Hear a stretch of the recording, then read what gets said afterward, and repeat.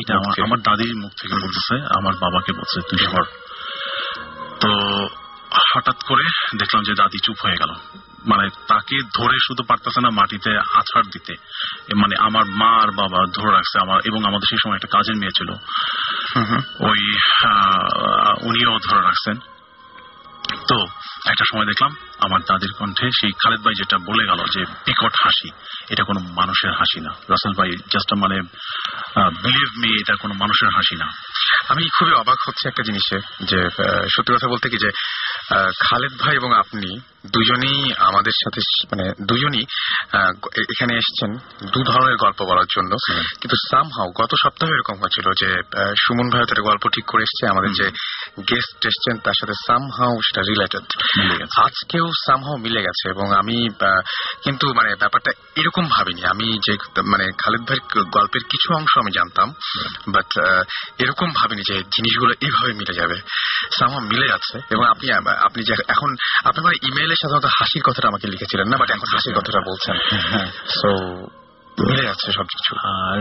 আর দেখলাম মানে তারা টর্চার করার পরে তারা দেখলাম যে বেশ তারা আনন্দিত, মানে হাসিটার আর একটা জিনিস, যেটা হাসিটার সিকোয়েন্স গুলো চেঞ্জ হচ্ছে, মানে সে আপনার হাসিটা একরকম, আমার হাসিটা একরকম, মানে ওরা যে সাত ভাই যে এটা নিয়ে সাতটা ক্যারেক্টার প্লে করতেছে, হাসির ধরনটা মানে খুব মাইনরলি শুনলে আপনি বুঝতে পারবেন যে এটা কিন্তু চেঞ্জ হচ্ছে।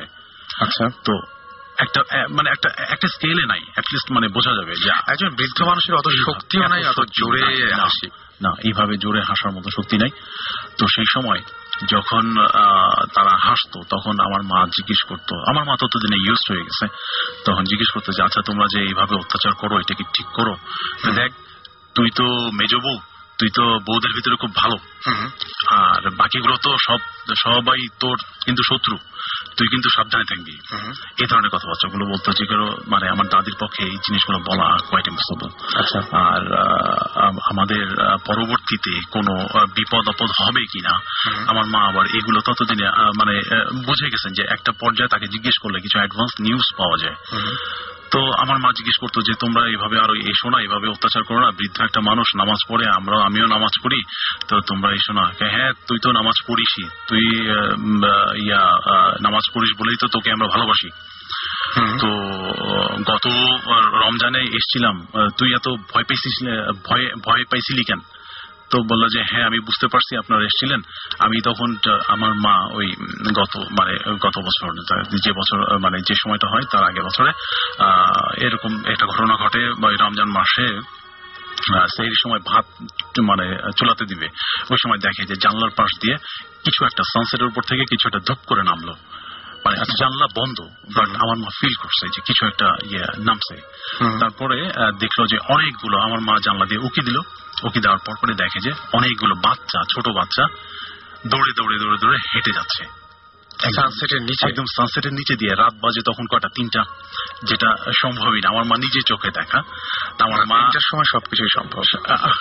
তো সব সেটা আমার বাবাকে ডাকলো তাড়াতাড়ি, তুমি একটু আসো তাড়াতাড়ি। এসে দেখলো যে আর কিছু নাই।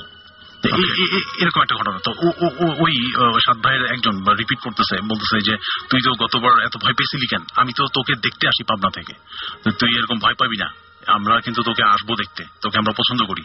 আমার জিজ্ঞেস করতো যে আমার ছেলে মেয়েদের কি কোনো সমস্যা কি, বা ওদের স্বাস্থ্য কোনো অসুখ বিসুখ হবে কিনা? না না না, তোর ছেলে মেয়েরা ভালো। তো তোর ছেলে এরকম কি কখনো হয়েছে যে আপনার আম্মা বা আপনার দাদি কোনো ঘটনা আগে থেকে বলে দিতে পারতেন? এরকম কোনো, এটা যখন পজেস হতেন সেই সময় বলতেন, এরকম কোনো হয়েছে আপনাদের? হয়েছে। এরকম একটা ঘটনা বলতে পারবেন যে আমার বাবা বলেছিল এবং পরে হয়ে গেছিল? একদম হুবহুব মিলে গেছে। সেটা আমাদের জন্মের আগে। আচ্ছা, জন্মের আগে, এটা হচ্ছে লিবারেশনের সময়, 71-এর কথা বলছি, ওই সময়। তো যেটাতে ছিলাম, আমার মা বলতো যে আমার ছেলে মেয়েদের কিছু হবে, মানে সব কিছু জিজ্ঞেস করতো, যে বলতো না তোর মেয়েরা তো খুবই ভালো, ওদের অসুখ বিসুখ হবে না, তবে তোর ছেলেটাকে একটু দেখে রাখিস, ওর প্রতি কিন্তু শনির একটা আছে, কি বলে আঞ্চলিক ভাষায় বলতো যে ওকে একটু দেখে শুনে রাখিস, ওর কিন্তু অসুখ বিসুখ হয়। সেই সময় আমার প্রচন্ড অসুখ বিসুখ হতো। তো এনিওয়ে, তো এরকম ঘটনাগুলো মানে প্রায় ঘটতো আমাদের ফ্যামিলিতে। আর আপনি যেটা কথা বললেন সেটা হচ্ছে লিবারেশনের সময় আমার বাবা ছিলেন গভর্নমেন্ট অফিসার, বর্তমানে উনি রিটায়ারমেন্টে আছেন। তো পাবনাতে তখন তার নতুন চাকরি পোস্টিং, তো পাবনাতেই তার হয়, পাবনা থেকে ঢাকাতে আসার একটা প্রোগ্রাম হয়। সেদিন আরিচা ঘাটে, তখন তো আরিচা হয়ে যেত, এখন তো বঙ্গবন্ধু সেতু হয়ে যায়, তো আরিচা ঘাটে সেই দিন বলছে এলো, সেই দিন আবার আমার দাদিকে পজেস করে। তো পজেস করার পরে আমার মা জিজ্ঞেস করে, আমরা তখন কেউই হয়নি, তখন জিজ্ঞেস করে যে আচ্ছা ও তো যাচ্ছে, তো ওর রাস্তায় কোনো সমস্যা হবে কিনা। তখন তো চারদিকে যুদ্ধের একটা ডামাডোল। তখন বলে যে হ্যাঁ আমার বাবার নাম ইউসুফ আলী মিয়া। তো বলছে হ্যাঁ ইউসুফের সমস্যা হবে। কিরকম সমস্যা? ওর ওই ফেরিঘাটে যায় ও একটা সমস্যায় পড়বে, তো ওকে বেশি ও জানি বেশি মাতবরি না করে, মাতবরি কথাটা বলছিল, আচ্ছা যে ও জানি বেশি মাতবরি না করে। তো আমার মা বলছে যে মাতবরি কেন করবে, কেন ওই যে যারা তোদের এখানে আসছে ওদের সাথে যেন বেশি মাতবরি না করে। Okay fine. তো বলছে এমনি কোনো অসুবিধা হবে না, তো মিলিটারিদের কথা বলছে, মিলিটারিদের কথা বলতেছে। তো বলছে যে না তোদের যারা এখানে আসছে তোদের এখানে ওদের সাথে যেন বেশি মাতবরি না করে। তো ভালো, তো আমার বাবাকে যেতেই হবে, তার চাকরি রক্ষার্থে যেতে হবে, ফাইন। আমার বাবা গেল, যাওয়ার পরে ঠিক আরিচা ঘাটে তাদের বাসটা থামাই দেওয়া হয়। বাসে ছোট বাচ্চারা কাঁদতেছে, মানে খুব মানে অনেকক্ষণ 4-5 ঘন্টা আটকে রাখছে, বাস থেকে নামতেও দিচ্ছে না, গেটের সামনে বন্দুক নিয়ে দাঁড়ায় আছে ওই পাক সেনারা।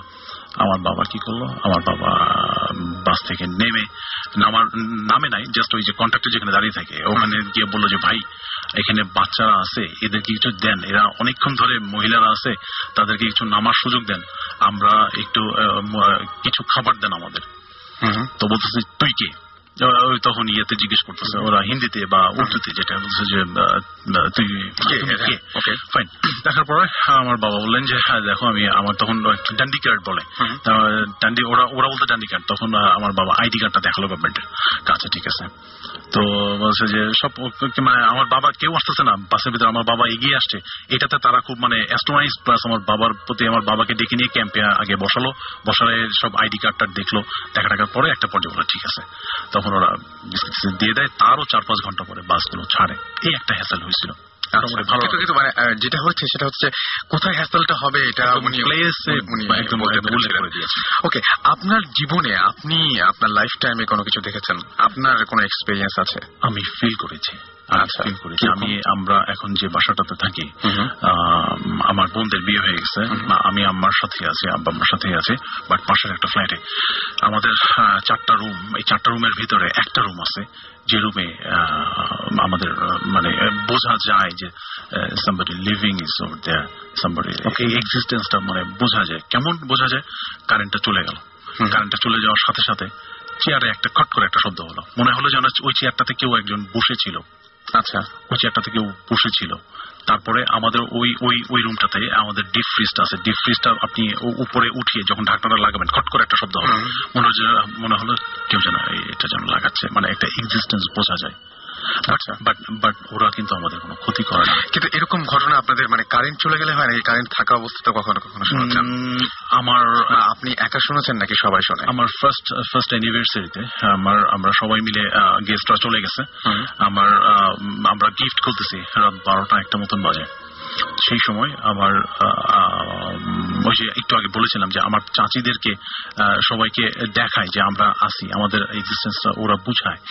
তো আমার চাচিদের পরবর্তী জেনারেশন হচ্ছে আমাদের চাচতো ভাই বোনরা, তো ভাইদের ওয়াইফদের মধ্যেও কেউ কেউ তাদেরকে সরাসরি দেখছে। ওকে, আমার বড় চাচার বড় ছেলে উনি তার ওয়াইফ এটা কি দেখেছিলেন সেটা জানার আগে আমরা একটা ছোট্ট একটা ব্রেক নেব, একটা বিজ্ঞাপন বিরতিতে যাই না, একটা বিজ্ঞাপন বিরতির পরে আমরা ফিরে আসছি একটু পরে। So stay tuned two radio 40, কোথাও যাবেন না।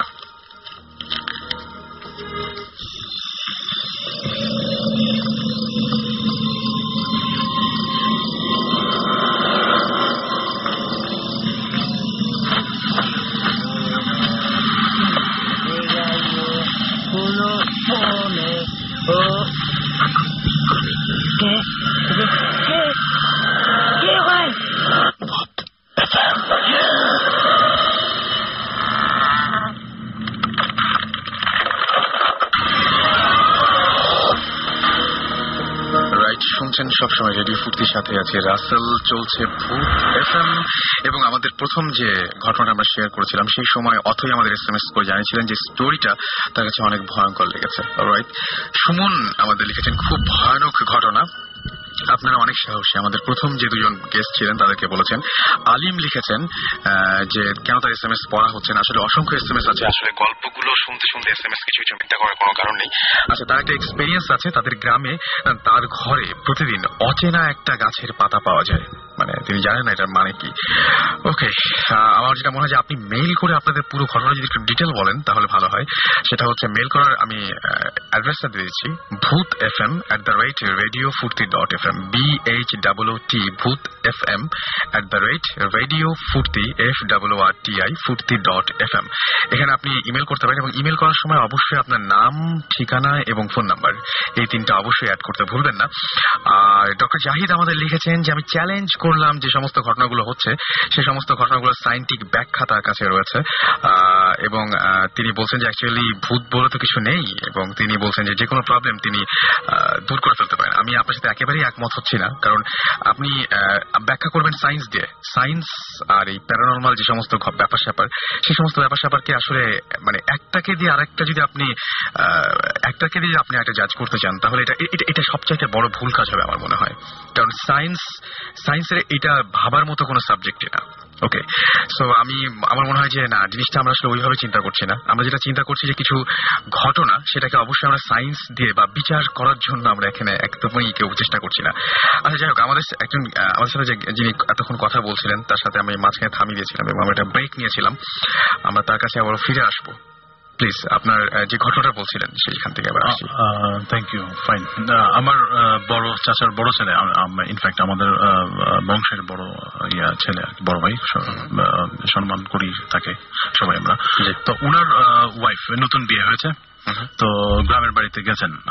আমাদের একটা বড় একটা পুকুর আছে বাড়ির পেছনে, ওই পেছনটাতে আমাদের বেশ অনেকগুলো পুকুর, পেছনটাতে বাড়ির মহিলারা ওখানে তারা গোসল টোসল করে। আচ্ছা, অনেক পুরাতন পুকুরটা। তো একদিন উনিও গেছে, যাওয়ার পরে হঠাৎ করে দেখলো যে ওখানে 2-3 জন মহিলা গোসল করতেছে। আচ্ছা, উনি কি মনে করে পুকুরটা চেক করে গেল আর কি, যে কেউ আছে কিনা, কেউ থাকলে উনি আর কি নামবে।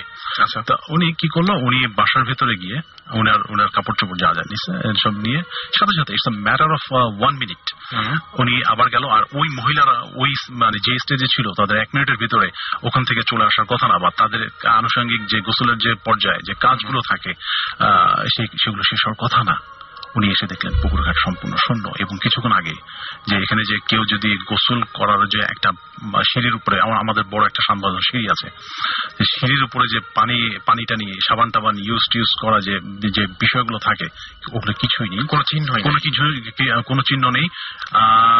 সকাল থেকে এখন পর্যন্ত পুকুরটা ইউজ হয়নি, ওই ঘাটটা কেউ ইউজ করেনি, এরকম ভাবে শুকনো একদম খটখটা। উনি রীতিমতো মানে পুকুরের ওখান থেকে মানে উনি কিভাবে আসছে উনি পরে আমাদেরকে বলছে যে মানে চিৎকার দিয়ে কাপড় টাপড় হাতে গিয়েছিল, দৌড়ে ফেলে দিয়ে সব উনি বাসার ভিতরে এসে হুমড়ি খেয়ে পড়ছে। এই দৃশ্যটা দেখে এরকম কিছু আছে। ওকে, তাহলে আমরা আরো কিছু ঘটনা জানতে পারবো আশা করছি। তার আগে আমরা একটা ছোট্ট ব্রেক নিব, তাই না? ছোট একটা ব্রেক নিব। ইন দ্য মিন টাইম আপনাদের বলবো যে আপনারা SMS করতে পারেন। আর SMS করার নিয়মটি হচ্ছে শাউট লিখে স্পেস দিয়ে আপনার নাম লিখে স্পেস দিয়ে আপনার মেসেজ লিখে পাঠিয়ে দিন 9840 নাম্বারে। তবে তার আগে আমার একটা ঘটনা আছে, রিসেন্টলি ঈদের মধ্যে হয়েছে। এটা ঈদের মধ্যে বলতে আমি বুঝাচ্ছি যে ঈদের ছুটির পরে মাঝে মাঝে একটা সময়ে আমার ঘটনাটা ঘটেছে। সেটা হচ্ছে যে এবার জানেন সবাই যে ঈদের একটা লম্বা ছুটি ছিল, তো আমরা কয়েক বন্ধু মিলে আমরা তখন ঢাকার বাইরে একটা জায়গায়, আমি স্পেসিফিক কোন জায়গাটা বলছি না, একটা জায়গায় আমরা হাঁটছিলাম সব বন্ধুরা মিলে একসঙ্গে। তো এই যে হাঁটছি এবং তার মাঝে মাঝে বিভিন্ন ধরনের ঈদের কথা হচ্ছে যে অমুকের সাথে এবার দেখা হলো, তমুকের সাথে এবার দেখা হলো না, ও তো দেশের বাইরে আছে, এই সমস্ত বিভিন্ন বিষয় নিয়ে আমরা কথা বলছি এবং ধীরে ধীরে আমরা সবাই কত ব্যস্ত হয়ে যাচ্ছি এই সমস্ত বিষয় নিয়ে কথা বলছিলাম। আমাদের পেছন দিকে ধরুন যে আচ্ছা আমি বলি যে ধরুন যে এটা পুরনো ঢাকার কোন একটা জায়গা এবং পেছন দিকে নদী এবং আমরা নদীটাকে পেছনে রেখে সামনের দিকে হাঁটছি। তো আমার একটা বন্ধু জাস্ট বললো যে জানিস এইখানে, ওই এলাকার ছেলে, সে বললো যে জানিস এখানে একটা জায়গা আছে, একটা গলি আছে, এই গলিটাতে আমরা সাধারণত কেউ কখনো যাই না, কারণ এই গলিটা আমি ছোটবেলা থেকে শুনে আসছি যে এই গলিতে গেলে যেটা দেখা যায় আমার কাছে ফানি লাগলো প্রথমে যে এই গলিটা দেখলে, এই গলিটাতে দেখা যায় যে একটা মেয়েকে দেখা যায়। অনেক রাতে আসলে এদিক দিয়ে একটা মেয়েকে দেখা যায়। তা প্রথমে মনে করলাম যে মেয়েকে দেখা যায় এটা কি ধরনের কথা, একটা মেয়েকে। আমি বললাম যে কিভাবে দেখা যায়, তো বলছে যে মাঝে মাঝে দেখা যায় সে দেয়ালের উপরে দাঁড়িয়ে আছে, মাঝে মাঝে দেখা যায় বসে আছে গাছের উপরে, এরকম ধরনের দেখা যায়। তো বললাম তাই নাকি, কোথায় সেই গলি, কোথায় দেখি। তারপরে আমরা হেঁটে আসছি এবং ওই প্রসঙ্গ নিয়েই কথা বলতে বলতে আমরা হেঁটে আসছি, ততক্ষণে গলিটার কাছাকাছি চলে এসেছি এবং খুবই অদ্ভুত একটা ঘটনা গলির কাছাকাছি এসে বসলো, মানে ঘটলো। আমি ততক্ষণে মানে একেবারে জিনিসটা বিশ্বাস করি, কারণ ততক্ষণে সে আবার বলতে শুরু করেছে আমাকে যে জানিস আমি একদিন দেখেছি। তো আমি বললাম যে দেখেছিস মানে কোন জায়গায়, মানে এটা মানে কিরকম ভাবে? তো সে বললো যে দেখেছি এরকম ভাবে যে এখানে একটা গাছ আছে, গাছের ওপরে মেয়েটা বসে আছে। তখন আমি বুঝলাম জিনিসটা মানে যথেষ্ট রকমের ফানি এবং এটা বিশ্বাস করার কোনো কারণই নাই যে একটা মেয়ে রাতের বেলায় গাছের উপরে বসে আছে, এত রাত্রে কেউ দেখবে, সেটা খুবই ফানি লাগার কথা। এবং এটা মানে ব্যাপারটা শুনলে ঠিক ভয় লাগে না। আমি বললাম যে কই সেই গলি কোথায়? তো ততক্ষণে গলির একদম কাছাকাছি চলে এসেছি। সে আমাকে দেখালো যে হাতের বাইরের যে গলিটা দেখছিস এই গলিটা। আমি বললাম, তখন আমি তখন যে কোশ্চেন গুলো করছি আমি ঠিক কনসিয়াসলি করছিলাম না। আমি বললাম যে এই গলিটায় কি দেখিস? তো বললো যে এই গলিটায় দেখি একটা মেয়ে এই দেয়ালটার উপরে বসে থাকে। আমি সেই সময় সবচাইতে ভয়ঙ্কর ঘটনাটা ঘটলো। আমি বলবো না যে আমি সামনে দেখলাম, আমার জাস্ট চোখ মানে বন্ধ করে যেরকম মনে হয়, আমি জাস্ট দেখলাম যে একটা মেয়ে। তারপরে ঘটনাটা তখন আমি দেখি। আমি বললাম যে এই গলিতে আছে, এখানে কি কোনো ঘটনা আছে আগের? সে বললো যে এইখানে ও বলছে এবং একইভাবে একই সাথে আমি ঘটনাটা ভিজুয়ালাইজ করতে শুরু করলাম। ও ঠিক যেভাবে বলছে আমি ঠিক সেভাবে ভিজুয়ালাইজ করলাম। আমি বললাম, ও বলছে যে এইখানে একটা মেয়ে বহুদিন আগে এই গাছটা থেকে ফাঁসি নিয়েছিল। আমি জাস্ট হুবহু সেই ঘটনা দেখতে পেলাম, একদম একটা মেয়ে জাস্ট ফাঁসিতে ঝুলে আছে। এটা তো মনের ভুলই হতে পারে, কারণ সে কিন্তু ঘটনাটা খুবই এত অদ্ভুত হয়ে ঘটলো যে ও যে মুহূর্তে বলছে আমি সেই মুহূর্তে দেখছি। আমি জানি না ও কি বলবে, ও জানি না আমি কি দেখবো, এরকম একটা সিচুয়েশন। এবং আমি দেখতে পেলাম। দেখার পরে আমি সেই বন্ধুটাকে জাস্ট একটা কথা জিজ্ঞেস করলাম, আমি যেরকম ভাবে দেখতে পেয়েছি। আমি বললাম কি জানিস, আমার মেয়েটাকে দেখে মনে হলো যে মেয়েটার বয়স 17 বছর। আমি একদম এক্স্যাক্টলি এটাই বলেছি যে 17 বছর বোধহয়। তো ও বলল যে আমি জানি না, তবে খোঁজ নিয়ে আমাকে বলতে হবে। তারপরে যেটা দেখলাম সেটা হচ্ছে সে খোঁজ নিল এবং সে চিন্তা করার পরে বলেছে হ্যাঁ এইরকমই বয়স হওয়ার কথা। এটা আমার জানা কথা, কোন বয়সের কোন মেয়ে এখানে ফাঁসি নিয়েছে বা কি হয়েছে সেটা আমি দেখলাম এবং বয়সটা সহ দেখলাম। এই ব্যাপারটা আমার কাছে খুব আশ্চর্য লেগেছে। যে সবচেয়ে বেশি অবাক লেগেছে যখন গলিটার কাছে আসলাম, তারপর থেকে আমি ঠিক বুঝিনি। এবং যেই মুহূর্তে দেখা শেষ হয়েছে সেই মুহূর্তে আমার ফ্রেন্ডেরও কথা যেটা ছিল মুখে, সেই কথাটা ছিল এরকম ধরনের, আচ্ছা এই জিনিসগুলো সামনে চলে আসলে কেমন লাগে না?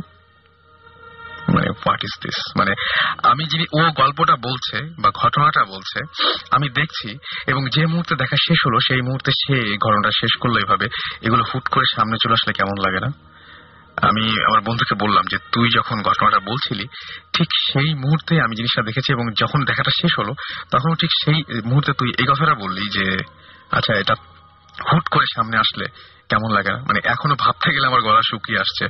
ওই সময় এরকমই এক ভয়ঙ্কর লেগেছিল। আমি ঠিক জানি না যে কতটুকু বুঝতে পারলাম। যে একটা ব্রেক নেই, এবং আমি নিজেও মনে করি যে একটা গান শোনা দরকার। এই মুহূর্তে একটা গান শুনে আসি। ইন দ্য মিন টাইম আমাদের SMS করতে পারেন, নিয়ম তো বললামই, শাউট লিখে স্পেসে আপনার নাম লিখে স্পেসে আপনার মেসেজ লিখে পাঠিয়ে দেবেন 9840 নাম্বার। যারা ইমেল করতে চান bhutfm@radiofurti.fm আমাদের ইমেল পাঠাবেন, অবশ্যই নাম এবং ফোন নাম্বার সহ।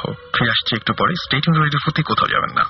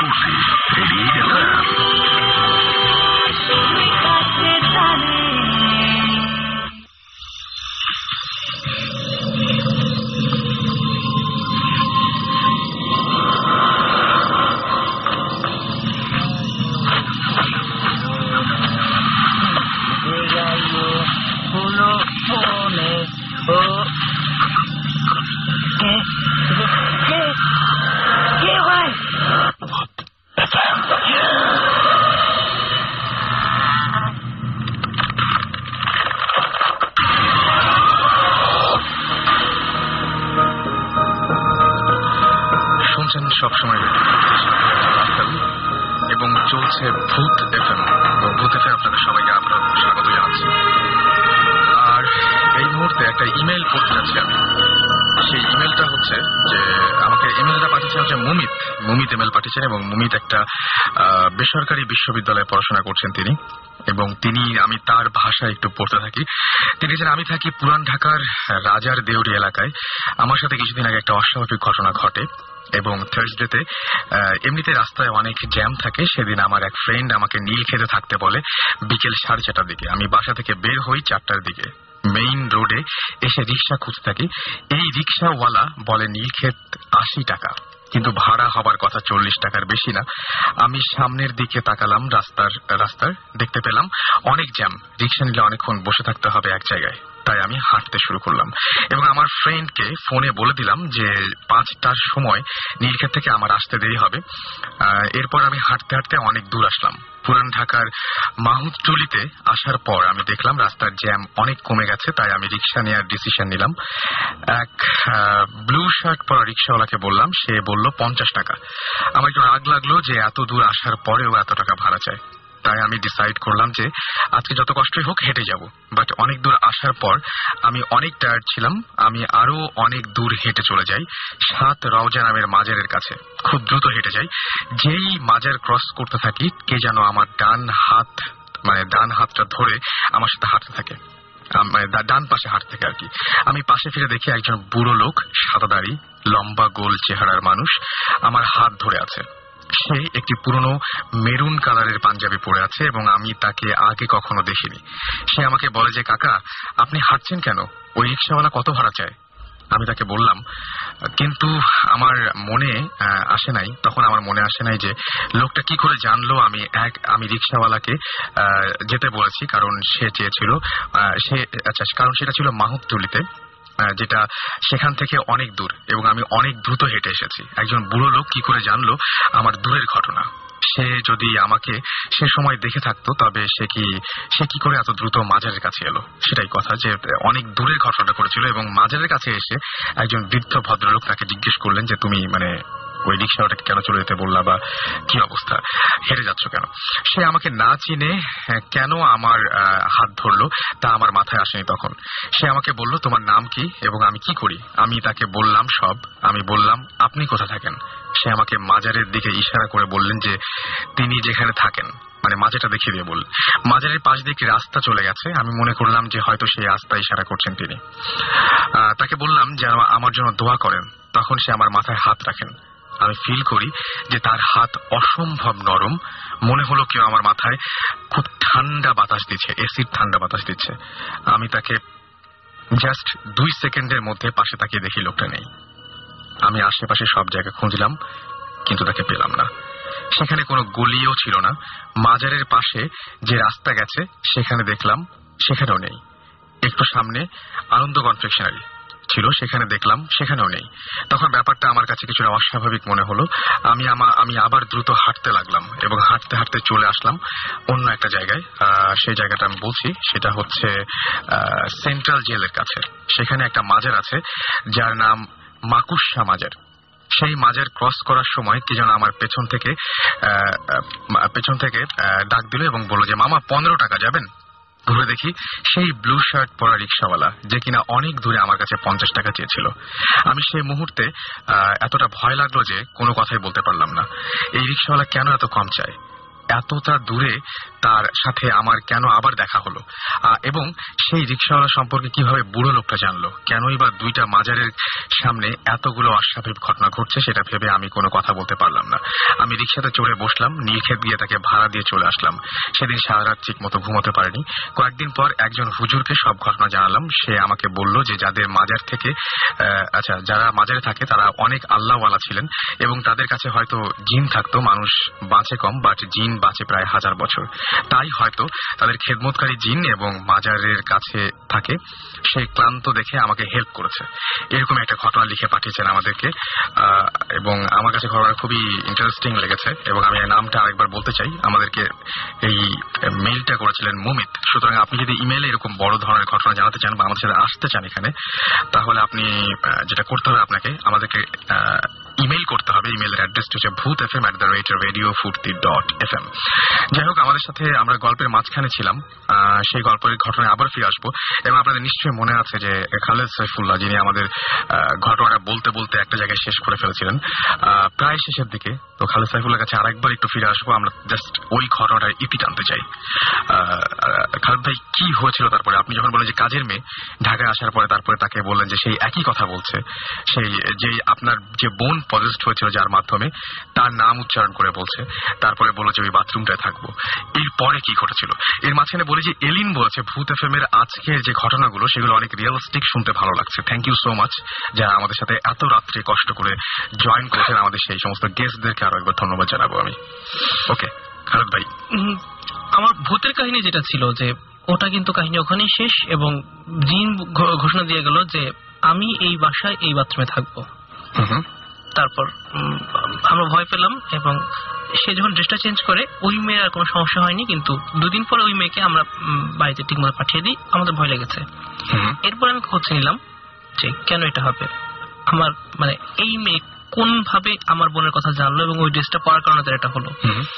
এবং খোঁজ নিয়ে আমি জানলাম যে ওই মেয়ে বাড়ি থেকে আসছে, এবং আসার পর আমার বোন যখন গাড়ি থেকে নেমে যায় তখন গাড়িতে সাথে সাথে তাকে উঠায় দেওয়া হয়, এবং এই কাহিনী জানার কোনো স্কোপ তার হয় নাই।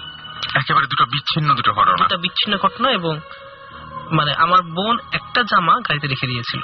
আচ্ছা, তার ইউজ করা জামার মধ্যে ওই একটা জামা সে গাড়ির মধ্যে পেয়ে ওটা সে নিয়েছে। তার হয় এরকম একটা জামা সে নিয়েছে, এবং নিয়ে একদিন পরে সেটা রাতে পড়েছে, এবং তখন এটা ঘটেছে, এবং ড্রেসটা চেঞ্জ করার পর ঘটনাটা ঘটেনি। এইটার ব্যাখ্যা আমি ঠিক জানি না, এই মেয়েটা জানে না, কিন্তু ঘটনাটা ঘটলো।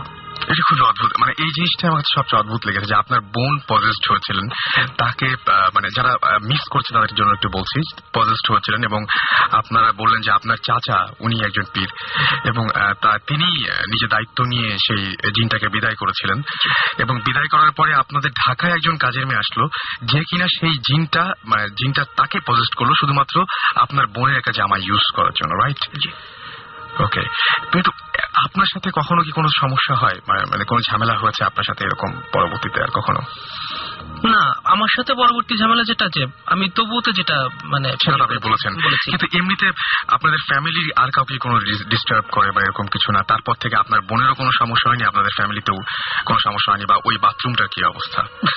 বাথরুম পরে আমরা ওই বাসাটা 2 মাস পরে ছেড়ে দিয়েছি, এখন জানি না এই বাসাটার কি অবস্থা। ধন্যবাদ খালেদ ভাই, অনেক কষ্ট করে আমাদের সাথে জয়েন করেছিলেন। Thank you so much. আমি একটা মানে কাহিনী মানে বলতে পারি, সেটা মানে আমার বস আহসান হাবিব সাহেব, উন্মাদের সম্পাদক, ওনার একটা মানে উনি বলতেন একটা ঘটনা মানে প্রায় মনে পড়ে। সেটা হচ্ছে ওনার মামার ঘটনা, খুব ছোট। সেটা হচ্ছে যে উনি মানে বসের মামা, উনি থাকতেন ইয়েতে চিটাগাঙে, পাহাড়ি এলাকায় থাকতেন। পাহাড়ি এলাকার মধ্যে ওখানে একটা মসজিদ, ওখানেই মানে বাড়ি থেকে হাফ কিলো ওখানে নামাজ পড়তে উনি যেতেন। প্রতিদিন যান দিয়ে ফজর নামাজ পড়েন। তো একদিন অভ্যাস মনস্ত ওনার ঘুম ভেঙে গেছে, উনি মসজিদে গেলেন নামাজ পড়তে। দেখেন মসজিদ গম গম করছে লোকে, এত লোক ফজর নামাজে সাধারণত কম হয় মানে অন্য কথা অনুযায়ী। ইমাম সাহেব আছে না, খুব ইয়াং একজন ইমাম সাহেব। ঠিক আছে, হতেই পারে এটা ফজরের জামাত। উনি স্টার্ট করতে গেলেন, ওনাদের ঘড়ির দিকে চোখ পড়লো যে তখন বাজে রাত 2:30টার সময় কেন এত লোক মসজিদে? আমি না এই ঘটনাটা মানে বিচ্ছিন্ন ভাবে কয়েকজনের কাছ থেকে এই ধরনের ঘটনা শুনেছি, এবং খুব অদ্ভুত ব্যাপার কি যে মানে টাইম যেটা মানে আমি একটা ঘটনা জানতাম যে কার কাছে শুনেছি আমার ঠিক মনে আসছে না। সাধারণত দেখা যায় যে আমি যেটা শুনেছিলাম তার ভাষায় বলি যে সাধারণত এই ধরনের জিন বলি বা যাই বলি না কেন, তারা নাকি আমাদের সবসময় টাইম যেটা সেটা ফলো করে, যে আমরা কোন সময় কোন কাজটা করি, কোন সময় কোন কাজটা করি না। এবং তারা যে সময় মানে আমাদের বাসা বাড়ি বা মসজিদ যাই বলে না কেন যা ইউজ করে ওই টাইমটা বাদ দিয়ে করে। কিন্তু কেউ যদি হুট করে সেই সময়টার মধ্যে ঢুকে পড়ে তাহলে এরকম একটা অস্বাভাবিক ঘটনা ঘটতেই পারে। এবং সেটা বাসা বাড়িতে হতে পারে যে আপনি এতটার পরে ওই রুমে কখনোই যান না, হুট করে একদিন যদি রাতের বেলায় ঢুকে পড়েন সেই রুমটাতে তাহলে হুট করে অস্বাভাবিক কিছু দেখা যেতেই পারে। এটা হতে পারে। যখন দেখলেন যে 2:30 বাজে তখন পাশ থেকে একজন বললেন যে বাড়ি চলে যান, কানে কানে বললেন বা আপনি বাড়ি চলে যান। উনি একটা কথা শেষ না, আচ্ছা, তখন সাথে সাথে কথা আমার বাড়ি চলে গেলেন। 4:30টার সময় যখন আবার ফজরে যাওয়া সকালবেলা গরমকাল, তখন সকাল তাড়াতাড়ি হয়, তা মসজিদে গেলেন, ইমাম সাহেবকে পুরোটা বললেন। উনি বললেন যে আর এটার সময় আমি এরকম ঘটনা শিকার হয়েছি, দেখেছি, ওই সময় মসজিদ আসার দরকার নেই। আপনি যেটা বললেন তাই, একটা সার্টেন টাইম ওদের থাকে, সেটাই মানে টাইমটা মিলিয়ে নেয় ওরা একদম। এটা কি একটা জিনিস জানেন যে একটা মিথ আছে এটা নিয়ে, যে রাত 1টার সময় যে বাড়িতে মোনালিসা থাকে, ঠিক আছে, সেই বাড়ির আশেপাশে তখন ওই বাড়িতে মোনালিসা আসে এবং তখন কুকুরের কান্না শোনা যায়। আমি একবার একটা বাড়িতে মোনালিসা দেখেছি, এটা তো কপি মোনালিসা, একদম কপি, মানে এটা তো মানে অরিজিনাল ছবিটা না, প্রশ্নই আসে না, কিন্তু আমি কিন্তু কুকুরের আওয়াজ শুনেছি, মানে কুকুরের কান্না রাত্রে 1টার সময়। অনেকে তাহলে মিলিয়ে দেখতে পারেন জিনিসটা, জানি না মিলিয়ে দেখতে, এটা আমার মনের ভুল হতে পারে, বাট মিলা দেখার মতো একটা জিনিস। Alright, thank you so much. অনেক ভয়ঙ্কর, এবং লাস্টের ব্যাপারটা হচ্ছে মানে কি বলবো, যে এই ঘটনাটা আমি এর আগেও শুনেছি, বিভিন্ন জায়গায় ঘটনাটা ঘটে, এবং এই যে এরকম মানে টাইম এলোমেলো হয়ে যায়। Thank you so much Khaled ভাই। আমাদের সাথে আমি বলেছিলাম শুরুতে যে আজকে অসংখ্য, মানে আমি যেটা বলি যে ভূত এফএম আমার মনে হয় আজকে হাইয়েস্ট গেস্ট, সেই মানে যেহেতু আজকে ভৌত টিমের ইনভেস্টিগেশন, সুতরাং আমরা এরকম একটা ব্যবস্থা নিয়েছিলাম, এবং সেই জন্যই যেটা হচ্ছে যে আমাদের নতুন আরেকজন গেস্ট এই মাত্র আমাদের জয়েন করলেন এত রাত্রে, আমরা তার একটু পরিচয় জানবো। হ্যাঁ, আমি আমিনুল ইসলাম শাহিন, বাসাবো থেকে। ওকে, তো ঘটনাটা আমার হলো, আমি একটু প্রথম থেকে যাই। সেটা হলো আমার বয়স যখন 11 কি 12 হবে, তখন এটা খুব পার্সোনাল একটা ঘটনা। আমি এটা বলতে যাচ্ছি এই কারণে যে এটার সাথে পরেগুলো রিলেটেড কিনা সেটা আমি জাস্ট জানার জন্য। তো স্বপ্ন দেখছিলাম 11 কি 12 বছর তখন। তো প্রায় স্বপ্ন দেখতাম, তো স্বপ্ন বলতে ভৌতিক কোনো স্বপ্ন না, স্বপ্ন মানুষ দেখতেই পারে। ওকে, তো স্বপ্ন দেখলাম যে আমি যেদিকে শুয়েছি আমার বেডে, আমি ছোটবেলাতে একটা রুমে একা শুই, এটা অভ্যাস আমার ছোটবেলা থেকে। যখন আমার 4-5 বছর তখন থেকে আমি একা শুই। তো আমার পায়ের সামনের দিকে, কর্নারের দিকে, আমার পায়ের কর্নারের দিকে দেখি যে একটা সাদা কাপড় পরে, কি বলবো, সেটা উপরে উঠে যাচ্ছে, ভাসছে, শনির উপর ভাসছে। তো এটা আমি স্বপ্নটা দেখছি কতক্ষণ ধরে তো জানি না। যখন ঘুম ভাঙে, তো ভাঙার পরে আমি দেখি যে হ্যাঁ ঠিকই এটা হচ্ছে। ওকে ওকে, এবং ওটা দেখার পরে তখন আমি আবার চোখ বন্ধ করে ফেলি, ভয়ে চোখ বন্ধ করি, অথবা কি কারণে করি, তখন আমার বয়স ছিল 12-13 বছর। তো চোখ বন্ধ করে ফেলি, কিন্তু ঘুম আসে না। তো যাই হোক, তখন আমার চোখটা পড়ে, যখন আমি আবার তাকাই সেকেন্ড টাইম, তখন আমার চোখটা পড়ে হলো আমার পাশের রুমে আমার আব্বা মা ছিল। তো 2 রুমের মাঝে ছিল একটা কটন, মানে পর্দাটা দেখতে উঠছে, কিন্তু 2 রুমে কোনো রুমে ফ্যান চলছে না। তো আস্তে আস্তে দেখি যে কোন রুমেই ফ্যানও চলছে না, এমনকি কোন রুমে লাইটও চলছে না সেই সময়, কিন্তু পর্দাটা আলোতে চলছে। পর্দাটা মিডিয়াম কোনো কিছু হলে যেরকম হয় কিছুটা ইয়েলোইশ, মানে ওইটা অবশ্য পর্দা কালারটাও ছিল ইয়েলো, চলছে। হ্যাঁ, সেটা চলছে, শুধু পর্দাটা চলছে, এবং আলোটা আস্তে আস্তে আমার রুমে পানি রাখবে শুনতে। তারপরে আমি বলি যে আমরা এরকম কিছু দেখেছিলাম যে বনের মধ্যে, যে অ্যাভাটার মুভিতে আমরা দেখেছিলাম যে বনের মধ্যে অনেক কিছু চলে, এরকম টাইপের, মানে ওটা থেকে কোনো আলো বেরোচ্ছিল কিনা। মেইন হচ্ছে একটা হলুদ কালার পর্দার উপর যদি টর্চ লাইট দিয়ে আলো মারা যায়, আলোটা কিন্তু পর্দা কালারটা আসে। আমি বুঝতে পেরেছি, রাইট, ওকে, ওরকম। তো আস্তে আস্তে দেখেছি আলোটা সাদা, মানে হোয়াইটের দিকে যাচ্ছে, এবং সেটা আমার রুমের দিকে আসছে। তো ওটা দেখে তখন আমি চিৎকার দেবো, কি চিৎকার দেওয়া, সে আমার ওই শক্তিটা ছিল না সময়। তো যাই হোক, বহুত কষ্ট আমি চিৎকার দিই, আম্মা বলে চিৎকার দিই। পরে ওই ঘর থেকে আম্মারা ছুটে আসে, এসে আমার পরে লাইট জ্বালায়। তো দেখো না, তো কিছু নাই। ওকে, তো এটা গেল। এরপর থেকে আমার সাথে ওরকম কিছু হয়নি। তো যাই হোক, এর মধ্যে মাঝে যখন আমি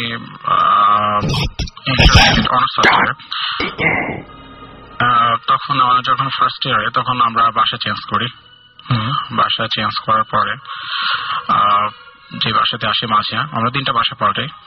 তো মাঝে যে সেকেন্ড বাসাটা, সেই বাসাটায় আসার পরে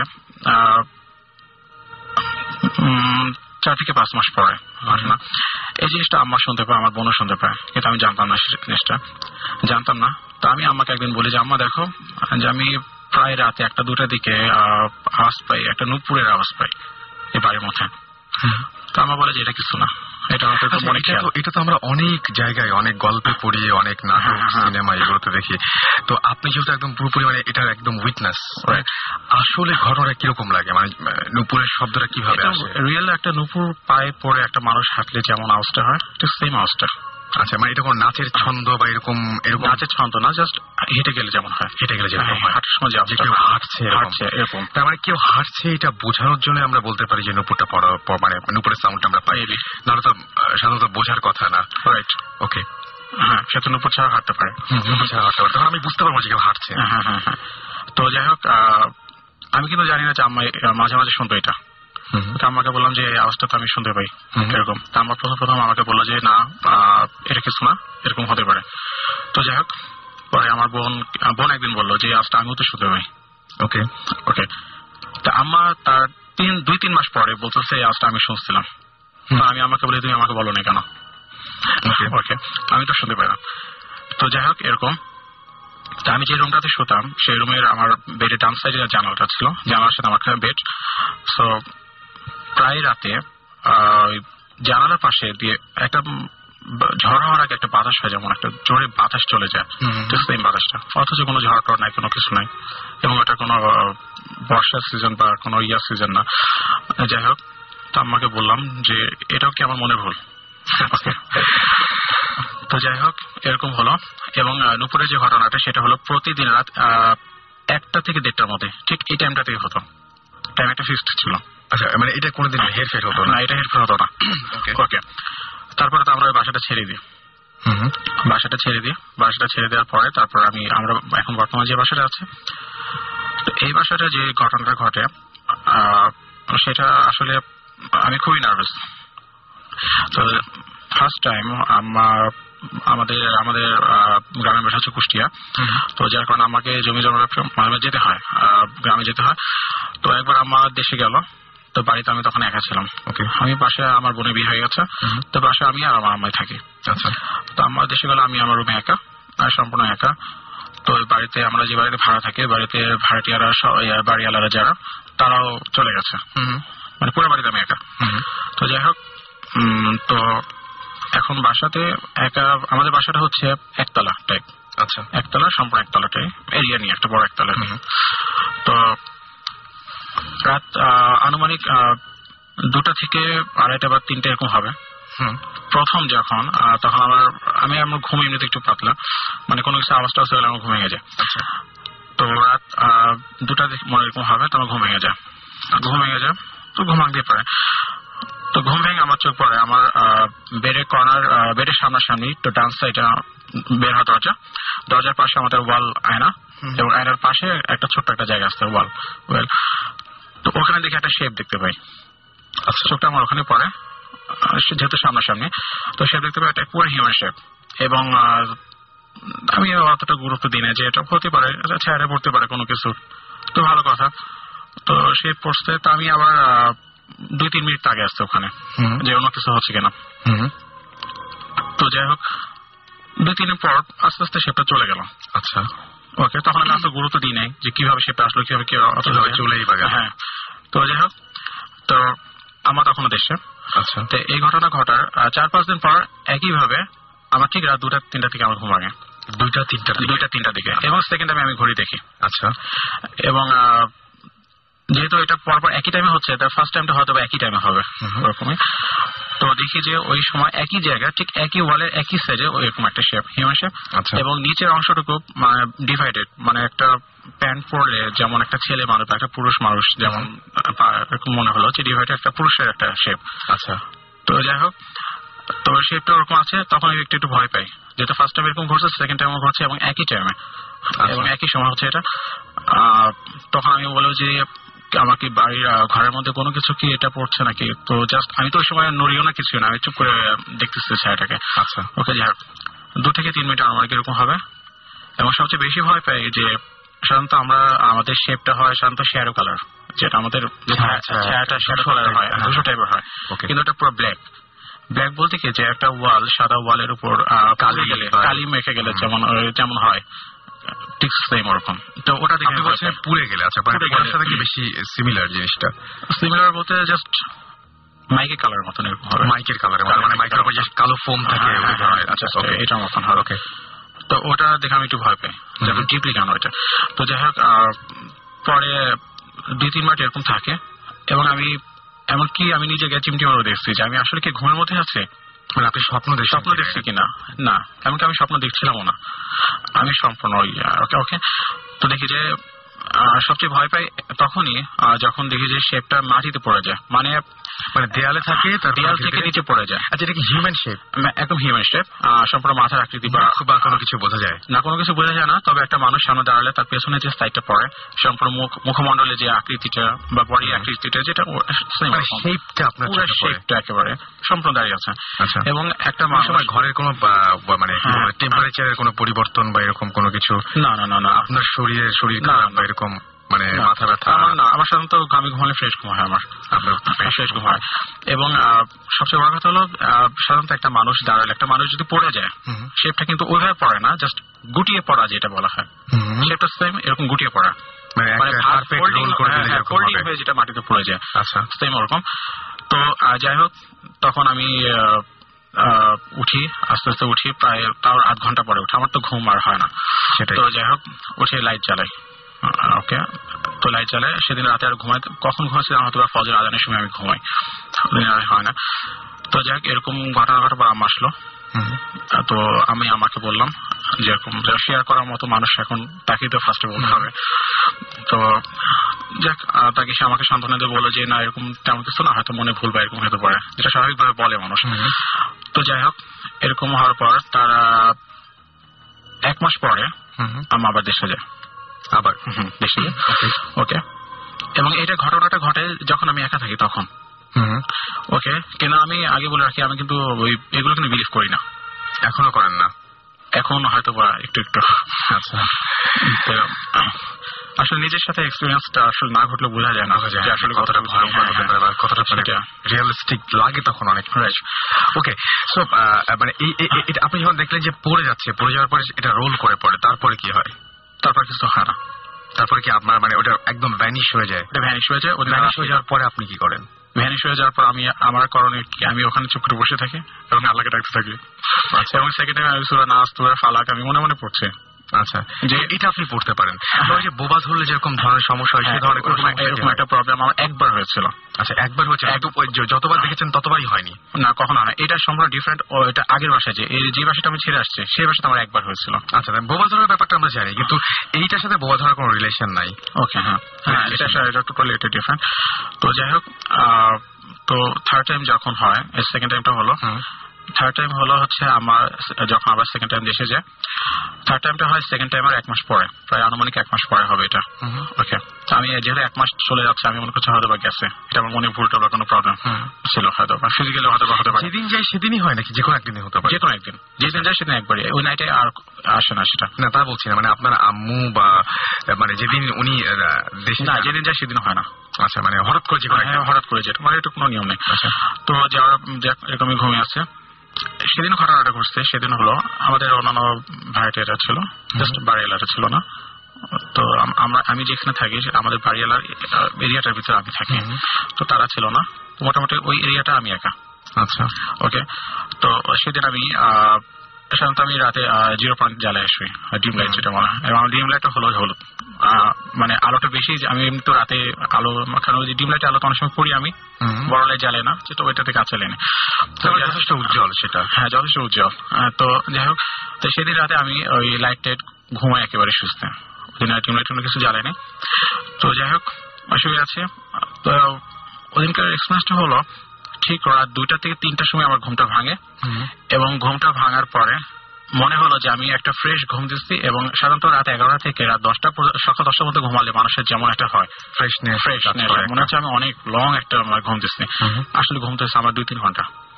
ওকে, আমি ঘুম থেকে উঠলাম, কিন্তু আমার কাছে তো মনে হচ্ছে, আমি তো ঘড়ি দেখে বলছি যে ঘুম তো হয়নি আমার, কিন্তু আমার কাছে মনে হচ্ছে আমি অনেকক্ষণ ঘুমেছি, আর ঘুমের দরকারই নেই আমার আজকে। ওকে, হলো। এবং ঘুমানোর আগে, যেটা ঘুম ভাঙার আগে যে জিনিসটা ঘটে, মজার সবচেয়ে জিনিস, ভয়াবহ জিনিসটা, সেটা তখন আমি স্বপ্ন দেখি। আচ্ছা, স্বপ্ন দেখি শেপটা।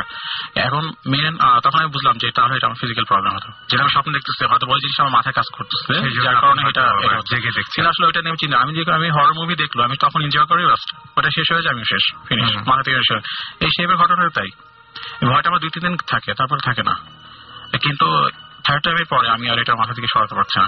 তো স্বপ্নে যখন দেখি যে হ্যাঁ, স্বপ্নে কতক্ষণ ধরে দেখছি জানি না, তো দেখছি যে ওটা আছে, ওয়ালে আছে, এবং একই জায়গাটায় আমার স্বপ্নে দেখছি। ওকে ঘুম ভেঙে যায়, ঘুম ভেঙে আমি দেখি যে হ্যাঁ রিয়েল, তাই স্বপ্নে দেখছেন, স্বপ্নে যা দেখছি আমি তাই সেটা ওখানে দেখতে পাচ্ছি। তো যাই হোক, এবং তখন আমি সম্পূর্ণ আমার অবস্থা খারাপ, এবং আমি বাড়িতে একা, কাউকে আমি ডাকবো সেটা আমি পাচ্ছি না। আসলে ওই মুহূর্তে আওয়াজ করা বা চিৎকার করা একটা ইয়া থাকে না, মানে মনে হয় যে আমার গলা কণ্ঠস্বর দেখা একটা মানুষ ঝুলে আছে কি না, মানে তখন শূন্যে ভাসছে না, জাস্ট আমার জিনিসটা এমন সামনে একজন দাঁড়িয়ে আছে, সামনে একজন দাঁড়িয়ে আছে, একজন আছে, তাকে দেখতে পাচ্ছি না, কিন্তু তার শেপটাকে আমি দেখতে পাচ্ছি। ওকে, এটা হলো আমি থার্ড টাইমে আমি পুরো বুঝতে পারছি যে একজন আছে আছে এবং সে আমার দিকেই তাকিয়ে আছে, এবং তার মানে শেপটা রিমুভ হচ্ছে না, কিন্তু সে আছে, তাকে দেখা যাচ্ছে না, কিন্তু তার শেপটা ভ্যানিশ না। ওকে ওকে, এরকম একটা মানে সিচুয়েশন যে, এবং সবচেয়ে বেশি ভয় পাই, এবং যার কারণে আমি এখানে মেল করতে বাধ্য হয়েছি, এটা বেশি ভয় পাই যখন একটা মানুষ যখন 1 থেকে 2 পা সামনে এগোয়, তখন শেপটা কিন্তু পেছন থেকে একটু নিচের দিকে নামে। এবার সেম জিনিসটা কিন্তু ওরকম হয়েছে, মনে হচ্ছে যে কিছু একটা সামনের দিকে এগোচ্ছে, এবং পিছনে এই থার্ড টাইম এই প্রথম যে পিছনে যে ছায়াটা, সে ছায়াটা নড়ে যায়, মানে এই ফার্স্ট টাইম সে নড়লো, আপনাদেরকে অ্যাডভান্স করলো। তখন আমি বুঝলাম যে এটা কোনো মানসিক প্রবলেম না হয়, বা কোনো ফিজিক্যাল এটা কোনো সমস্যা না, এটা আমি যা দেখছি হয়তো বা কোনো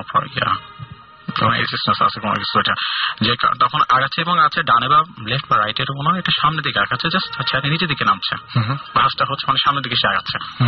ওটা দেখে আমার তখন ভয় লাগে, এবং তখন আমি মনে করি যে আজকে হয়তো কিছু হবে আমার সাথে, জাস্ট কিছু একটা হবে আজকে, হয়তো বা থার্ড টাইমে আমাকে এখন ছাড়বে না বা কিছু একটা করবে। আমি তো মনে মনে আল্লাহ করছি যে এটা সরে যাক, এবং আর কখনো যেন এটা না আসে। তো যাই হোক, তো সবচেয়ে কি বলবো, ফর্চুনেটলি সে আমার কখনো ক্ষতি করেনি, 3বার সেদিনও ক্ষতি করেনি। তবে ওটা তাহলে কি হলো, মানে এগিয়ে আসতে সেদিনও ক্ষতি করে নাই, এগিয়ে আসতে আসতে জাস্ট ফোল্ডিং হয়ে পড়ে গেল মাটিতে, জাস্ট একটা মানুষ ফিট হয়ে গেল মাটিতে, ধাম করে পড়ে যায়, ঠিক সেম। আমি এটা অর্থ বুঝলাম না যে এটা কি হচ্ছে। তো ওইটা যখন পড়ে গেল, ওটা যখন ভ্যানিশ হয়ে গেল, পড়ে যাওয়ার কি মাটি নিচের সাথে মিশে যায়, ওখান থেকে যায় না, মাটিতে পড়ে যায়। তারপর আমি বালিশ বা আমার তার আমার প্যান্ট এগুলো জাস্ট নড়াচ্ছি যে ওটার কোনো শেপ কি পড়ছে বলে না, কোনোটার শেপ ওখানে পড়ার কোনো চান্স নেই। তো এটা কি আপনি এখনো ডিসকভার করতে পারছি না এটা কি। অলরাইট, আমরা শুনলাম এবং ব্যাপারটা পুরোপুরি আপনাদের সাথে শেয়ার করলাম। আপনাদের যদি কোনো মতামত থাকে বা যাই থাকুন এখন, আপনার ইচ্ছা করলে আমাদের SMS করে জানিতে পারেন। শাউট লিখে SHOUT শাউট লিখে স্পেস দিয়ে আপনার নাম লিখে স্পেস দিয়ে আপনার মেসেজ লিখে পাঠিয়ে দিন 9840 নাম্বারে। আমরা শেষ করব আমাদের আরেকজন যিনি আমরা মাঝখানে থামিয়ে দিয়েছিলাম, সেই ভাইয়া, তার ছোট 2-1 ঘটনা আছে, সেই ঘটনা দিয়ে আমরা আজকে শেষ করতে চাই। ভাই আপনি মাঝখানে আপনি আরেকবার আপনার নামটা বলবেন, আসলে অনেক গেস্ট তো নামগুলো সবাই গুলিয়ে ফেলছে। হ্যাঁ, আমি 2-3টা ঘটনা আছে। 1 সেকেন্ড, আমরা মনে হয় জি হ্যাঁ, তো আমার লাস্ট 2-3টা ঘটনা আছে যেটা মানে হচ্ছে, যেমন আমি একটা ঘটনা বলতে গিয়েছিলাম। আমার ফার্স্ট অ্যানিভার্সারিতে আমরা সব গেস্টরা চলে গেছে, আমরা গিফটের প্যাকেটগুলো খুলছি, আমি আমার রুমে বসে আছি। সো আমার ওয়াইফ যে ওয়ালটাতে বসেছে, ওই ওয়ালটার অপোজিটে আর কিছু নাই। দ্যাট মিনস ওখানে আমার রুমের এসির কন্ডেন্সারটা আছে, ওখানে একটা মানুষ দাঁড়ানোর মতন কোনো স্কোপ নাই। ওকে, বাট ওইখান থেকে রাত বাজে তখন 1:30, ইনফ্যাক্ট 1টার উপরে বাজে। ইন দ্য মিন টাইম আমরা সবাই হঠাৎ করে আমরা স্টাক হয়ে গেলাম। কেন? আমরা দেখলাম দেয়ালে পরপর 3বার ধপ ধপ ধপ করে 3টা কেউ জোরে জোরে থাপ্পড় মারলে যেভাবে আওয়াজ হয় অপোজিট সাইড থেকে, আমাদের দেয়ালটা কিন্তু অনেক আগের 10 ইঞ্চি ওয়ালের, জোরে জোরে মারছে। 10 ইঞ্চি ওয়ালে কিন্তু মানে এক সাইড থেকে মারলে এক সাইডে যেতে সময় লাগে বা পৌঁছতে একটা লাগে, বাট এটা খুব আমরা স্পষ্ট শুনলাম। ধুপ ধুপ ধুপ। এবং এটা আপনি একা না, সবাই আমার ওয়াইফ যে পাশে বসছিল সেই পাশে আমাদের সাথে আমার মা ছিল, তারপরে আমার বোনরা ছিল, তাদের হাজবেন্ড ছিল, আর বাচ্চারা যারা ছিল ওরা তো সবাই ঘুমাই গেছে। আমরা সবাই শুনলাম এবং কয়েক মুহূর্ত আমরা যে একে অন্যের মুখের দিকে তাকিয়ে থাকলাম। মানে এই ব্যাপারটা নিয়ে মনে হয় আপনার ফ্যামিলিটা মোটামুটি আমরা এটা ইউজ টু হয়ে গেছি আর কি। এই একটা ঘটনা। তারপরে আমি ছোট্ট আমার লাস্ট যে ঘটনাটা হয়েছে এটা হচ্ছে আপনার আমাদের রোজার ঈদের আগের ঘটনা, সেটা আমি বলছি। তার আগে আমাদের যে ওই যে কাজের মেয়েটা ছিল, আমরা তাকে সালেহা আপা বলে রাখতাম। এই আপাটা একদিন সেই সময় আমরা তখন থাকতাম শান্তিনগরে, তো লিবারেশন পিরিয়ডের পরপর, তো ওই সময় গভর্নমেন্ট কোয়ার্টার, তো ওই সময় একদিন সন্ধ্যার সময় আমার ওই সালেহা আপা আটকাতে গেছে, জানলাটা আটকাইতে গেছে, তার হাত আর ভিতরে ঢুকতেছে না, আজান দিচ্ছে, ইন দ্য মিন টাইম তার হাতটা ভিতরে ঢুকতেছে না। আমার আম্মাকে ডাকতে হচ্ছে চাচি আম্মা বলে, তো বলতেছে যে চাচি আম্মা আমার কি যেন হয়েছে, আমার হাত আমি ভিতরে নিতে পারতেছি না। তা আম্মা তো বুঝতে পারছে কিছুটা, তো মাগরিবের আজান হচ্ছে, তো ইন দ্য মিন টাইম আমার আম্মা গেল, যায় ওর গায়ে হাত দিল, দেওয়ার সাথে সাথে ও কেমন জানি পুরো শরীরটা আম্মার উপরে ছেড়ে দিল। তখন আমার বুঝছে যে সামবডি কিছু একটা হয়েছে, তো আমার তাড়াতাড়ি আম্মার হাত ঢুকিয়ে জানলাটা আটকাই দিল ওকে। তারপরে ঘরে নিয়ে এসে পানিটা নিয়ে ছিটা দিল, তারপর সে মোটামুটি সুস্থ হয়। এরকম আরেকটা এই ঘটনাগুলো হয়েছে। আমাদের বাসার সামনে একটা নিম গাছ ছিল, আম্মা ওখানে প্রায় দেখতো একটা সাদা একটা অবয়ব ওখানে দাঁড়িয়ে আছে নিম গাছের উপরে, একটা মানুষ দাঁড়ানোর মতন কোন স্কোপ নাই, সেটা সম্ভাবনা একটি নিম গাছের উপরে। এবং এই জিনিসটা দেখতো আব্বা যখন নামাজ পড়তে বেরোতো ওই সময়। আমি আমার ফ্রেন্ডের যে ঘটনাটা বললাম, সেও বলেছিল নিম গাছে, মানে ওই যে গাছের উপরে, নিম গাছে যাই না আমি, গাছের উপরে দাঁড়িয়ে থাকতো বা গাছের উপরে বসে থাকতো। এই ব্যাপারগুলো খুব অদ্ভুত। এবং আমি অনেকগুলো ইমেল পেয়েছি, সেই ইমেলের মধ্যেও এই টাইপের অনেকে লিখেছেন যে গাছের উপরে বসে থাকতে দেখেছেন, বা উঁচু কোনো জায়গায় ওঠা সম্ভব না এরকম জায়গায় বসে আছেন, পুরনো কোনো দেয়ালে বা পুরনো কোনো বাড়ির ছাদে বসে আছেন, এই ব্যাপারগুলো কিন্তু ঘটে। তারপর কি হলো? আব্বা যখন সকালে আব্বা বেসিক্যালি মনে করে ওই সময় যখন যায়, ওই সময় আম্মা গেট পর্যন্ত আগে দিতে গিয়ে তখন দেখে যে আম্মা যখন গেটে আব্বা চলে গেছে, তখন আম্মা ব্যাক করে দেখে যে কোথাও কোনো বাতাস নাই, ওই নিম গাছটার ওখানে গাছটাকে শুয়াই ফেলতেছে, এরকম একটা মানে একটা ঝড় হয়ে যাচ্ছে ওই গাছটার উপর দিয়ে। এবং আম্মা লক্ষ্য করলো যে গাছের উপর একটা সাদা একটা মানুষের একটা অবয়ব। আম্মার কোনো দিকে জাস্ট ওই 7 জনেরই হয়তো বা তারা একজন আসছে যে এসে জানান দিচ্ছে মেজবু, আমার আব্বা হচ্ছে মেজো, তাকে পছন্দ করে, ওই জন্য তাকে বারবার দেখায়। তো লাস্ট যে ঘটনাটা আমাদের কেয়ারটেকার ঈদের আগে সে দেখলো আমরা যেখানে থাকি, আমাদের 4 তলায় থাকি, ও আমাদের কেয়ারটেকারটার ও আমাদের পোর্শনটাতেই থাকে। আচ্ছা, ওর কাছে মেইন গেটের চাবিটা থাকে, তো রাত্রেবেলা ও পানি টানি টানে, এটা সেটা করে, ওই জন্য চাবিটা থাকে। হঠাৎ করে আমাদের গেটের সামনে আম্মার গেটের সামনে, আম্মার গেট একটা আমার গেট একটা, একই ফ্লোরে আম্মার গেটের সামনে একটা টব আছে, টবের ওখানে তার রাত্র সে বলতে পারে না কয়টা বাজে, সে আনুমানিক বলছে যে ভাই 2-3টা মতন বাজে। তো ওই সময় সে দেখলো একজন অনেক লম্বা একটা আলখেল্লা পরা সাদা দাড়ি, খুব সুন্দর দেখতে, মাথায় টুপি, দাড়ি, আলখেল্লা, ওই যে হজে যে আলখেল্লাটা পরা হয় বলা একটা জুব্বা যেটা, ওইটা পড়ছে, পরে ওর দিকে তাকায় তসবিহ গুনতেছে, চেহারা খুবই সুন্দর।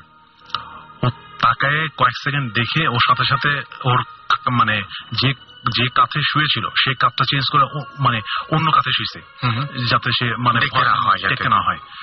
সে আবার সে কিছুক্ষণ পরে আবার ওই কাঁথা থেকে ঘাটটা ঘুরিয়ে দেখলো, ওই লোকটা তখনও দাঁড়ায় আছে, তসবিহ পড়তেছে।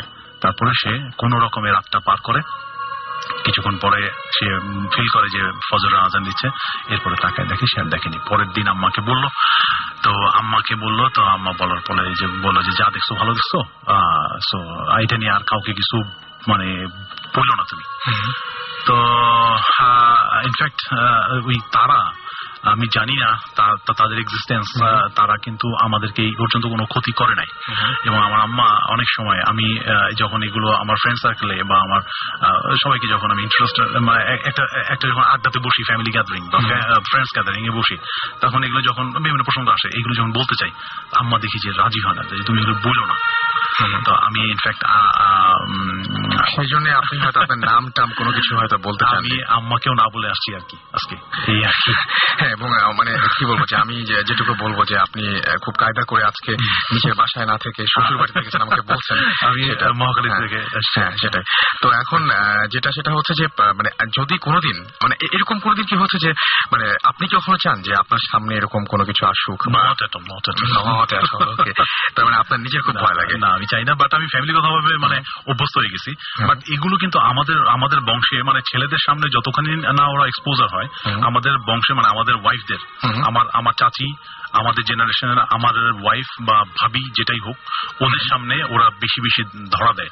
মানে আমার ওয়াইফ ওই একবারই ফিল করছে, যেটা হচ্ছে আপনার ওই যে ফার্স্ট অ্যানিভার্সারিতে, ওই দেয়ালের ওই সাইডটাতেই মানে ওর পিঠের বরাবরই 3টা সাউন্ড হয়েছে, যেটা কখনো ওইখানে কোনো দাঁড়িয়ে কেউ লোক দাঁড়িয়ে সম্ভব না। তো আপনাদের ফ্যামিলির সাথে এরকম ঘটনা, আপনি বলে যে আপনাদের ফ্যামিলির প্রত্যেকের সাথে এরকম ঘটনা জড়িয়ে আছে, তো অনেকেই মানে আমি জানি না, মানে আমি কোনো কিছু প্রমাণ করতে যাচ্ছি না, তারপরে আমি যেটা বলছি যে অনেকেই মনে করেন যে আসলে এরকম কিছু আছে কিনা। মানে আপনাকে যদি জিজ্ঞেস করি, মানে একদম ব্যক্তি আপনাকে যদি জিজ্ঞেস করি যে আসলেই আপনার কি মনে হয় আসলেই এই ধরনের জিন, আমরা বলি জিন সম্প্রদায়, এরা আমাদের মাঝে আছে, এই সন্দেহ তো অবকাশ নাই, কিন্তু এই সমস্ত ঘটনা যে তারা ঘটায় বা মানুষের সামনে দেখা দেয়, এই ব্যাপারগুলো যে ঘটে, এটা আপনি কি নিজে বিশ্বাস করেন?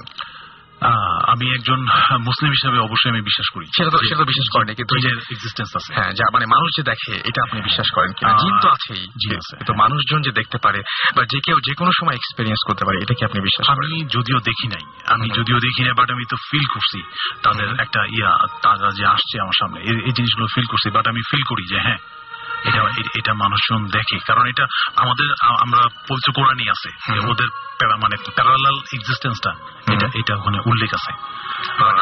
আমরা ওদেরকে দেখে আসলে অ্যাকচুয়ালি আমরা কেন ভয় পাই বা একটা স্ক্যাটার্ড হয়ে যাই, হয়ে যায়, একটা উইয়ার্ড সিচুয়েশনে পড়ি, এটা উচিত না। বাট আমরা আমাদের পবিত্র কোরআনই আছে যে আমরা আশরাফুল মাখলুকাত, ওদেরকে দেখে আমাদের ভয়ের কিছু না, আমরা আমরা সুপিরিয়র ওদের থেকে। Right. So thank you so much. অনেক কষ্ট করে অনেক কিছু ম্যানেজ করে আপনাকে আসতে হয়েছে, মানে thank you very much sir. এবং আমরা যে ডেকেছি সঙ্গে সঙ্গে আপনি সাড়া দিয়েছেন।